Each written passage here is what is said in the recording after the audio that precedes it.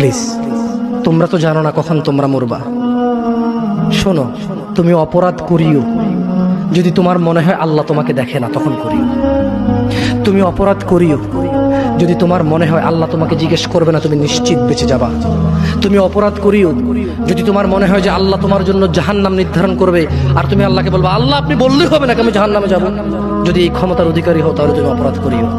তোমাকে বলি, মহিলা, মা, বোন, চাচা, চাচি, নামাজ ছাড়া মানুষ মুসলমান থাকে না। ওয়াল্লাহি আমি বলছি না কোথায় বাঁধবেন, তর্ক পরে। আমি বলছি আপনি নামাজটা স্টার্ট করেন। আমি বলছি না যে তারা ওই 20 রাকাত পড়বেন না 8 রাকাত পড়বেন। আমি বলছি যে আপনি পড়েন, 2 রাকাত হইলেও পড়েন। আমি বলছি যে আপনি ঈশার নামাজ 15 রাকাত দরকার নেই, আপনি শুধু 4 পড়েন। আমি কি বলছি সুন্নত বাদ দিতে?